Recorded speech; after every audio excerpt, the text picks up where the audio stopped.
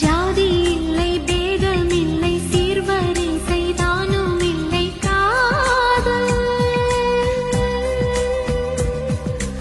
ஆதி இல்லை அந்தம் இல்லை ஆதாம் ஏவாள் தப்பும் இல்லை காதல்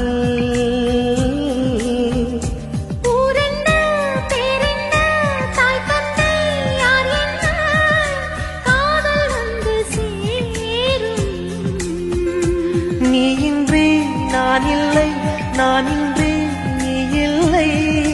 காதல் மனம் வாழும்